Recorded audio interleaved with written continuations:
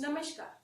Welcome in Agrawal classes, and today is again management class, and in this class I will be teaching you about management as a process. As a process, management refers to series of interrelated functions. इसमें interrelated functions होते हैं management के अंदर. If we call it as a process, इसमें बहुत सारे functions होते हैं and each function जो है वो एक दूसरे से related होता है, connected होता है. It is the process by which management creates, operates, जो create करता है, operate करता है, direct करता है purposive organization through systematic, coordinated and cooperated human efforts. सब organizations के अंदर functions जो होते हैं वो interrelated होते हैं, उनको systematic किया जाता है organization के अंदर, coordinate किया जाता है कि जो भी human efforts हो रहे हैं और जो अदर रिसोर्सेज है उन सब के रिसोर्सेज के एफर्ट्स को कोऑर्डिनेट किया जाए. तो let us study today management as a process. First of all let us come to the definition, and in definition I would like to mention the definition of George R Terry. Management is a distinct process consisting of planning, organising, actuating, controlling, performed to determine and accomplish stated objectives by the use of human beings and other resources. जो भी organization के objectives होते हैं उनको accomplish करने के लिए, उनको attain करने के लिए जो management जैसे process की जाती है जिसके अंदर बहुत सारे functions होते हैं, planning, organizing, controlling, ये किए जाते हैं along with the use of human resources and other materialistic resources. जो मटेरियल रिसोर्सेज की बात करते हैं और ह्यूमन रिसोर्स की बात करते हैं तो वही 5 M's I had discussed with you. Planning, man, material, machine, method, money, 5 resources आते हैं. अब कॉस्ट को ये जो इंटररिलेटेड फंक्शंस जो है, क्योंकि मैनेजमेंट एक डायनामिक प्रोसेस है और प्रोसेस जो है वो कंप्लीट की जाती है किसी भी मैनेजर के द्वारा बाय इंक्लूडिंग स्टेप्स, फंक्शंस और एलिमेंट्स.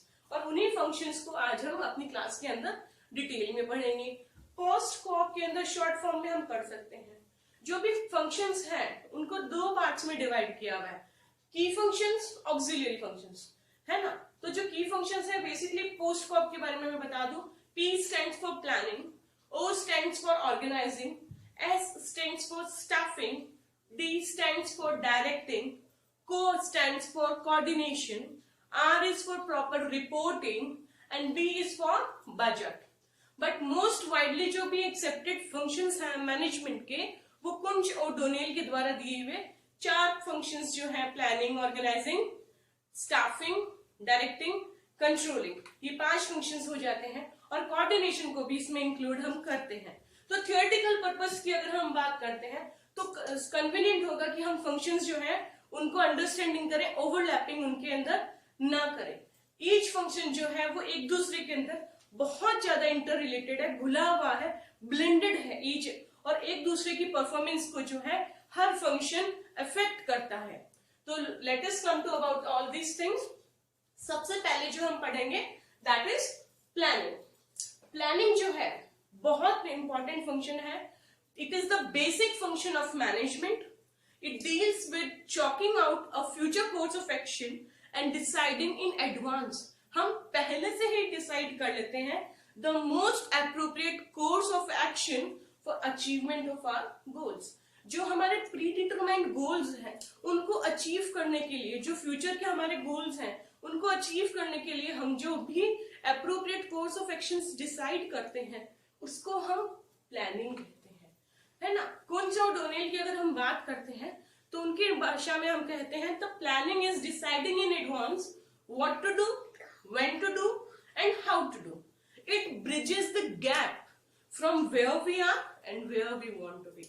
आज मैं यहाँ पे हूं और मुझे प्लान करना है कि मुझे कल वहां पे जाना है, तो how I shall reach to that point. एक फ्यूचर कोर्स ऑफ एक्शन को प्लान करना is planning in management. It is an exercise in problem solving and decision making. पहले से ही डिसाइड करना कि ऑर्गेनाइज में एंटिसिपेट करना मे बी ये प्रॉब्लम्स आ सकती हैं, तो what will be the plans for that and what decisions a manager should take in such circumstances. तो प्रायर एक anticipated plan बनाया जाता है for solving the problems and making the decisions in such situations. Planning is determination of courses of action to achieve desired goals. जो भी हमारे goals हैं उनको अचीव करने के लिए हम करते हैं. एक सिस्टमैटिक थिंकिंग होती है उन रास्तों को ढूंढने के लिए कि हम हमारे गोल तक कैसे पहुंचे. ठीक है, प्लानिंग बहुत ज्यादा जरूरी होती है, चाहे वो ह्यूमन रिसोर्स को यूटिलाइज करना हो, चाहे वो बाकी के और रिसोर्सेज को यूटिलाइज करना हो, वेदर कैपिटल, लेबर और सो मेनी, है ना. तो किसी भी रिसोर्स को प्रॉपरली अगर हमको यूटिलाइज करना है, ऑप्टिममली यूटिलाइज करना है, तो हमें प्लान करना पड़ेगा. ठीक है, हमारे एम्प्लॉयज सुबह कंपनी में 8 बजे आएंगे, तो उनको क्या क्या टास्क हमको देने हैं. अगर एक मैनेजर उनके आने के बाद में कागज पेन लेके बैठेगा और प्लान करेगा, अच्छा मिस्टर ए को ये काम देंगे, बी को, तो 1-1.5 घंटा तो ऐसा ही बैठ चला जाएगा. जो उनका स्किल्ड स्टाफ है, ह्यूमन रिसोर्स है, उनको वो प्रॉपरली यूज ही नहीं कर पाएगा. तो ये प्री प्लान किया जाता है. इट इज ऑल परवेसिव, सब जगह यूज होता है. एक इंटेलेक्चुअल एक्टिविटी है बच्चों, ये आप जरूर ध्यान रखिएगा. Planning is an intellectual activity, है ना. तो कोई भी कंफ्यूजन, अगर प्री प्लान होता है, पेपर पेन पे लिखा हुआ होता है, तो कंफ्यूजन नहीं होता है कि अच्छा इस सिचुएशन में हमें क्या करना है, व्हाट नेक्स्ट टू डू. पहले से ही लिखा हुआ होता है तो कोई कंफ्यूजन नहीं होता है. अनसर्टेनिटी और रिस्क और वेस्टेज को कुछ हद तक हम अवॉइड या रिड्यूस कर सकते हैं if we have got a best plan for our organisation. अगर हमारी प्लानिंग स्ट्रांग है ना, तो वी कैन थिंक कि जो हमारे गोल्स हैं उनको हम अचीव कर सकेंगे. तो this is all about planning. ठीक है, देन कम्स ऑर्गेनाइजिंग. ऑर्गेनाइजिंग क्या होता है? ऑर्गेनाइजिंग होता है कि जो आपने प्लान किया है उससे रिलेटेड जो भी रिसोर्सेज हैं, चाहे वो फिजिकल रिसोर्सेज हो, फाइनेंशियल रिसोर्सेज हो, ह्यूमन रिसोर्सेज हो, उन सबको साथ लेके आना, उनको अरेंज करना, ऑर्गेनाइज करना और उनको डेवलप करना, उन सबके बीच में प्रोडक्टिव रिलेशनशिप डेवलप करना, ताकि जो ऑर्गेनाइजेशन का गोल है वो अचीव हो सके. This is something about organising, है ना. अभी हम मीनिंग के बाद में डेफिनेशन की जैसे हम बात करते हैं, आप लोगों को आनी चाहिए. तो मैं हेनरी फ्यूल की डेफिनेशन के बारे में आपको बता दूं कि हेनरी फ्यूल ने इसके बारे में क्या कहा है. To organise a business is to provide it with everything useful और its functioning, whether it is raw material, tools, capital and personnel. ठीक है, तो जो हमारे रिसोर्सेज होते हैं उन सब यूजफुल चीजों को प्रोवाइड करना is organising. To organise a business involves determining and providing human and non-human resources. जो भी human resources organization को चाहिए वो provide करना और non-human resources provide करना एक organization को, वो होता है organizing का function. ठीक है, तो organization के लिए basically जो process होगी उसके अंदर क्या क्या activities होगी हम identify करेंगे कि हमारे काम में क्या क्या activities जो होंगी, उनको groups बनाएंगे, उनके बाद में duties बनाएंगे कि ये task जो है ये इस ग्रुप को दिया जाएगा, टास्क बी ग्रुप को दिया जाएगा, और उनसे रिलेटेड उसके बाद में हम लोग अथॉरिटी को डेलीगेट करेंगे, रिस्पॉन्सिबिलिटी को क्रिएट करेंगे और सब टीम मेंबर्स के बीच में कोऑर्डिनेशन को हम लोग स्टैब्लिश करेंगे. ठीक है, so this was all about organising. Then we will come to staffing. Staffing जो है कि एक बहुत इंपॉर्टेंट फंक्शन है. ये ऑर्गेनाइजेशन स्ट्रक्चर को ह्यूमन पावर प्रोवाइड करता है ना. तो बिना स्टाफ के तो कोई ऑर्गेनाइजेशन ग्रो कर ही नहीं सकता. Due to advancement of technology staffing तो और जरूरी हो चुकी है बिजनेस को ग्रो करने के लिए. ह्यूमन बिहेवियर क्योंकि कॉम्प्लेक्स होता जा रहा है, तो स्टाफिंग की प्रोसेस जो है वो थोड़ी सी कॉम्प्लेक्स हो जाती है, बट उसको प्रॉपरली प्लान किया जाए तो it can work better for the organisation. तो जो स्टाफिंग का पर्पज यही होता है कि जो राइट बंदा है उसको राइट जॉब पे बिठाइए, है ना. फॉर जो कहावत है ना, square pegs in square holes and round pegs in round holes. जो बंदा जिस पोजीशन के लिए सुटेबल है, जिसको जो काम आता है, एक इंजीनियर बंदे को आप अकाउंट्स का काम पकड़ा दोगे, it will be difficult for him to manage, और एक अकाउंट्स बंदे को कोई डिजाइनिंग का पार्ट पकड़ा दोगे, it will be difficult for him. तो putting a right person on the right job, this is main purpose of staffing. Definition की हम लोग बात कर लेते हैं आफ्टर मीनिंग. तो जो मैनेजरल फंक्शन ऑफ स्टाफिंग है, कुंजो डेनियल के according, managerial function of staffing involves manning the organization structure through proper and effective selection, appraisal and development of personnel. हम प्रॉपर सिलेक्शन करें, जो भी हमारे इंस्टीट्यूट के अंदर ह्यूमन पावर चाहिएगा उनका अप्रेजल, प्रमोशन और डेवलपमेंट जो है वो किया जाए to fill the roles design in the structure, जो भी हमारा स्ट्रक्चर है। तो जो स्टाफिंग की प्रोसेस है उसमें क्या क्या इन्वॉल्व होता है, मैन पावर को हम लोग प्लान करते हैं, प्रॉपर रिक्रूटमेंट सिलेक्शन प्रोसेस करते हैं, जो भी इंप्लॉइज आते हैं हमारी टीम के अंदर उनकी ट्रेनिंग एंड डेवलपमेंट प्रोसेस की जाती है, उनका परफॉर्मेंस अप्रेजल किया जाता है, प्रमोशंस एंड ट्रांसफर्स किया जाता है, उनको प्रॉपर रेम्यूनरेशन प्रोसेस दिया जाता है। This all comes in staffing. Now let us understand about directing. Directing जो है वो पार्ट होता है मैनेजरियल फंक्शन का विच एक्चुएट्स द ऑर्गेनाइजेशनल मेथड्स, कि काम को इफिशिएंटली और इफेक्टिवली किस तरीके से करवाया जाए कि ऑर्गेनाइजेशन का जो पर्पस है, जो गोल है वो अचीव हो सके। This is basically about directing. It is considered life spark of the enterprise, है ना, जैसे लाइफ स्पार्क होती है, which sets in motion the action of people. Because planning कर लिया आपने, ऑर्गेनाइजिंग कर लिया, स्टाफिंग कर लिया, है ना, वो सिर्फ प्रिपरेशन है काम को करवाने का। और डायरेक्शन जो है एक मैनेजर का मेन रोल आ जाता है, उस काम को गाइडेंस देना कि किस तरीके से करवाना है, सुपरवाइज करना, अपने टीम मेंबर्स को टाइम टू टाइम मोटिवेट करना, ताकि ऑर्गेनाइजेशन के जो गोल्स हैं वो अचीव हो सके। तो we can say that direction is that interpersonal aspect of management which deals directly with influencing, guiding, supervising, motivating subordinate for the achievement of organizational goals. तो हमने देखा कि डायरेक्टिंग के अंदर बहुत ज्यादा जरूरी रोल मैनेजर्स का हो जाता है कि वो अपने टीममेट्स को टाइम टू टाइम गाइड करें कि किस तरीके से उनको काम करना है, उनको सुपरवाइज करें, और कभी कभी क्या डिमोटिवेट हो जाता है स्टाफ, उनको समय समय पे मोटिवेट करें, अपने लीडरशिप क्वालिटी को मैनेजर को डेवलप रखना चाहिए, और कोई कम्युनिकेशन गैप जो है वो नहीं रखना चाहिए। तो this is all included in directive. तो जो मैंने ये जो 4 टर्म्स बोले उनके बारे में मैं थोड़ा थोड़ा सा आप लोगों को बता देती हूँ कि सुपरवाइजेशन जो है, सुपरविजन जो है वो implies the overseeing the work, कि सबऑर्डिनेट्स ने जो काम किया है उनको चेक करना, देखना, वॉच करना कि सही कर रहे हैं कि नहीं कर रहे हैं, और उनको दिशा निर्देश देना, डायरेक्शन देना how to do that work, है ना। उसके बाद में आता है मोटिवेशन। तो जो मोटिवेशन होता है वो इंकरेजमेंट से रिलेटेड है, उनकी जील को बूस्ट करने का तरीका है, उनको इंस्पायर करने का है। पॉजिटिव मोटिवेशन हो सकता है, नेगेटिव मोटिवेशन हो सकता है, मॉनेटरी मोटिवेशन हो सकता है, नॉन मॉनेटरी इंसेंटिव्स, बहुत सारे तरीके की मोटिवेशन होते हैं, ये डिटेल में हम फिर पढ़ेंगे। तो इस तरीके से मोटिवेशन जो होता है वो स्टिमुलेट करना या इंकरेजमेंट होता है अपने टीम मेंबर्स का। और डायरेक्टिंग के अंदर जो मैंने एक इंपॉर्टेंट टर्म यूज किया था वो है लीडरशिप। लीडरशिप जो होती है वो एक प्रोसेस होती है जिसके अंदर मैनेजर जो है वो गाइड करता है, अपने टीममेट्स को इन्फ्लुएंस करता है कि उन्हें किस डायरेक्शन में जाना है, अपने रास्ते से भटकना नहीं है, अपनी डायरेक्शन से मिसगाइड नहीं होना है, अपने सबऑर्डिनेट्स को properly time to time guide करता है लीडरशिप क्वालिटी की से। Then comes communication. कम्युनिकेशन मतलब कि कोई जो भी इंफॉर्मेशन टॉप मैनेजमेंट लेता है वो लेवल वाइज लेवल हर इंसान जो उसके लिए है वो इंफॉर्मेशन उस तक वो पहुंचे। It is the process of passing information, experience, opinion from one person to another. Communication is a bridge of understanding, it's a bridge. Okay, communication हुआ। Then comes controlling. अभी हमने प्लानिंग किया, ऑर्गेनाइजिंग किया, staffing, then we have done directing, then it's we will be doing controlling and coordination we will be doing. Okay, controlling है ना, हम लोग ये नहीं कर रहे अभी। R for reporting and B for budgeting we will not be doing. Today I will be teaching coordinating and coordination. जो मेन फंक्शंस मैंने आपको कुंज और डोनेल के बताए हैं वो मैं डिस्कस कर रही हूँ आप लोगों के साथ में। Planning, organising, staffing, directing, controlling, और एक जो और मोस्ट इंपॉर्टेंट फंक्शन होता है coordination, that I am discussing with you and I am teaching you.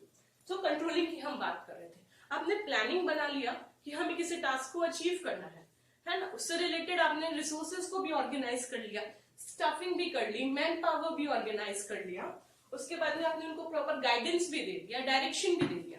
अब काम जो हुआ है उसको कंट्रोल करना है। मेजरमेंट जो आपने, स्टैंडर्ड जो आपने बनाया था और जो एक्चुअल काम हुआ है उसको जो चेकिंग है, that comes in controlling. Is that clear to you? Controlling means measurement of accomplishment against the standards. आपने स्टैंडर्ड किया था कि हमें 100 यूनिट्स प्रोड्यूस करनी है, और करेक्शन ऑफ डेविएशन, और हमारी 80 यूनिट्स का प्रोडक्शन ही हुआ है किसी भी प्रोडक्ट की सेल्स के लिए जो हमें करना था। तो वो ये जो डेविएशन आया है वो क्यों आया है, और इंश्योर करना है कि ऑर्गेनाइजेशन का गोल जो है वो अचीव करना है। द पर्पस जो होता है कंट्रोलिंग का, वो इंश्योर करना होता है कि ऑर्गेनाइजेशन में जो भी काम हो रहा है as per the standard establish, उनको मैच करते हुए और उनसे कंफर्म करते हुए हो रहा है। तो हम डेफिनेशन की अगर बात कर रहे हैं, कुंज ओडोनिल की मैं डेफिनेशन आप लोगों के साथ डिस्कस करना चाहूंगी, बिकॉज आपके मार्क्स में आ सकती है, एग्जाम्स में मार्क्स स्कोरिंग हो सकती है, आपके डिस्क्रिप्टिव आंसर्स में भी स्कोरिंग हो सकती है। I would like to suggest कि आप डेफिनेशंस अपने आंसर्स में इंक्लूड जरूर करें। अकॉर्डिंग टू कुंज ओडोनिल, कि मैं आपके साथ में डेफिनेशन शेयर कर रही हूँ, according to Koontz O'Donnell, controlling is the measurement and correction of performance activities of subordinates in order to make sure that the enterprise objectives and plans desired to obtain them has been accomplished। जो भी हमारे planning किया गया था enterprise का, जो भी objective था, उससे रिलेटेड जो प्रोसेस की गई है वो स्टैंडर्ड्स के अकॉर्डिंग, मेजरमेंट के अकॉर्डिंग की गई है और अकम्प्लिश हुई है। Is that clear to you? तो अगर हम बात करते हैं तो कंट्रोलिंग के अंदर क्या क्या स्टेप प्रोसेस हुई। प्रोसेस के अंदर आया कि हमने पहले स्टैंडर्ड किया, फिर हमारी एक्चुअल परफॉर्मेंस जो है उसके साथ में उसको मेजरमेंट किया। एक्चुअल और जो स्टैंडर्ड परफॉर्मेंस है उन दोनों के बीच में जो कंपैरिजन है, जो डिफरेंस है, उसको देखा, डेविएशन को फाइंड आउट किया, और ये जो डिफरेंस आया है ये क्यों आया है, इसके लिए करेक्टिव एक्शन लिया। This is comes in controlling. Then comes coordination. Coordination जो होता है वो बहुत इंपॉर्टेंट फंक्शन होता है किसी भी ऑर्गेनाइजेशन के। कोऑर्डिनेशन का मतलब होता है यूनिफिकेशन, यूनिटी, इंटीग्रिटी, सिंक्रोनाइजेशन, है ना। ऑर्गेनाइजेशन के अंदर जितने भी ग्रुप मेंबर्स हैं उनको यूनिटी ऑफ एक्शन प्रोवाइड करना कि आपको एक टीम हो के कॉमन गोल के लिए काम करना है। ये एक हिडन फोर्स होता है, दिखता नहीं है, बट फिर भी एक दूसरे को, टीम मेंबर को एक दूसरे के साथ बांध के रखता है, so that all functions of management can be done easily। ठीक है, अभी हम डेफिनेशन की अगर बात करते हैं तो मुने एंड रिले की मैं डेफिनेशन आपके साथ शेयर करना चाहूंगी। Coordination is orderly arrangement of group efforts to provide unity of action in the pursuit of common goals. जो भी आपका कॉमन गोल है ना, उसको अचीव करने के लिए जो यूनिटी ऑफ एक्शन आपने किया, orderly arrangement of group efforts किया, दैट इज समथिंग कोऑर्डिनेशन, है ना। Then we can say that कि कोऑर्डिनेशन जो है वो बहुत ज्यादा जरूरी होता है। मैनेजमेंट जो है वो ये चाहता है कि उसकी जो प्लानिंग हुई है, ऑर्गेनाइजिंग हुई है, स्टाफिंग, डायरेक्टिंग, कंट्रोलिंग, उन सब एक्टिविटीज, उन सब फंक्शंस के अंदर कोऑर्डिनेशन जरूर हो। अगर कोऑर्डिनेशन होगा तो ऑर्गेनाइजेशन का वर्क जो होगा वो स्मूथ होगा।